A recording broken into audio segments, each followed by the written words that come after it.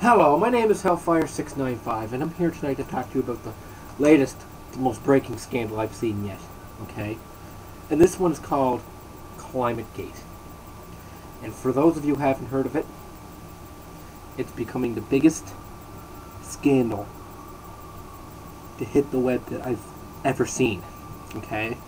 What happened is that somebody hacked in to the East Anglia University's climatology department over in England, and they released thousands and thousands of emails damning climate change. Here, just give me a second here. I'll read some of these emails off to you. Okay. There they are. Dear Phil and Gabby, I have attached a cleaned up and commented version of the MATLAB code that I wrote doing the Mann and Jones 2003 composites. I did this knowing that Phil and I are likely to have to respond to more crap criticisms from idiots in the near future. So best to clean up the code and provide some of my close colleagues in case they want to test it, etc.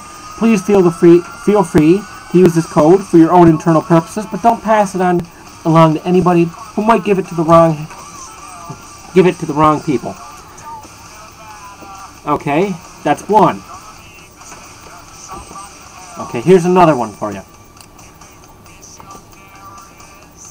The Kajabi record was oriented in the reconstruction in the way that McIntyre said. I took a look at the original reference. The temperature proxy we looked at is X-ray density, which the author interprets to be inversely related to temperature. We had higher values as warmer in the reconstruction, so it looks like we got it wrong. Unless we decided to reinterpret the record, which I don't remember. Daryl, does this sound right to you? Another one from Tom Wigley. The last one was from Nick McKay, and the one before that was from Michael E. Mann. Anyway, Tom Wigley acknowledging the urban effect. We probably need to say more about this. Land warming since 1980 has been twice the ocean warming, and skeptics might claim that this proves that urban warming is real and important. Someone might disagree with them. Okay, and this is from Kevin Turnbull on the failure of computer models. The fact is, I can't account for the lack of warming at the moment, as it is a travesty that we can't. And the SARS data published in the August BAMS 09 supplement on 2008 shows that there should be even more warning. But the data are surely wrong. Our observing system is inadequate. And this is another one from Michael Mann, the first guy, called The Truth Doesn't Matter. Perhaps we'll do a simple update to the Elmo post, linking Keith's new page. Gavin? Question mark.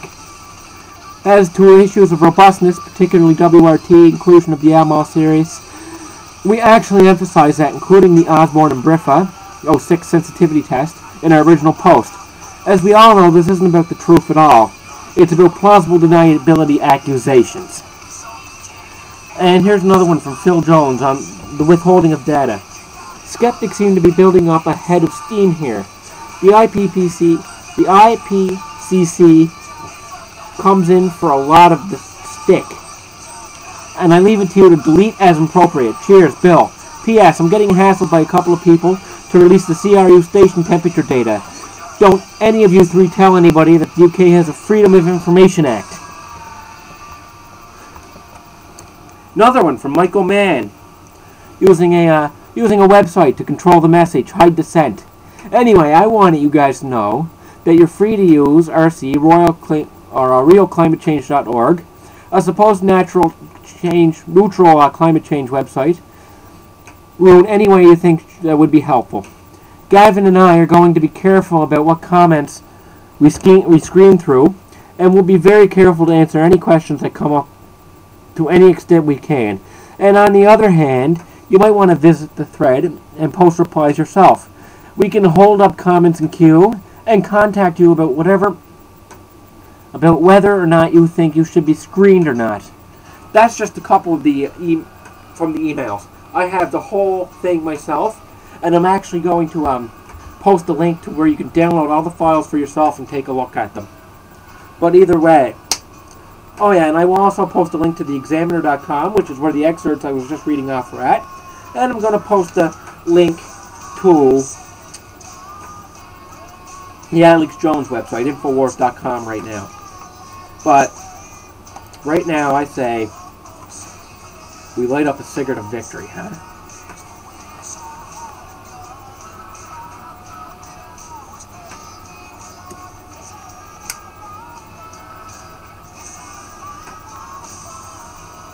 See, now, if you ask me, climate change is a perfect example of David Icke's problem-reaction solution.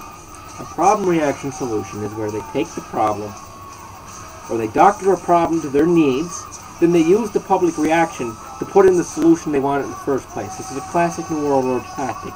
And I'm also going to post a link explaining the whole thing.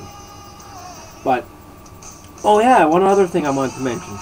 We've had another victory in the new... We've had another victory today, as well. That bill that Ron Paul's been trying to pass has gone up to 311 sponsors.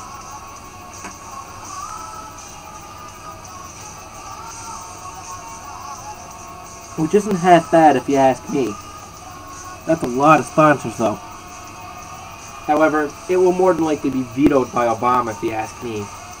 So, I don't know about that, but listen, to anybody watching this, you got to get this information out on Climategate. This is the biggest scandal we've seen on climate change, and this has the potential to bring the whole thing down.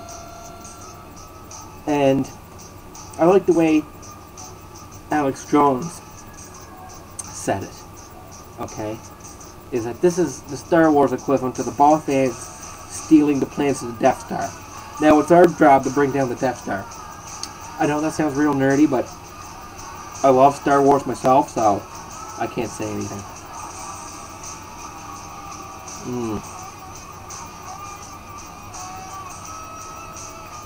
And one last thing. If any of you guys are wondering why this video is done in watercolor, is the watercolor is just my personal expression. It's a symbolism, I should say, of how the New World Order just distorts everything. They distort everything in the media. Anyway, peace out and cheers.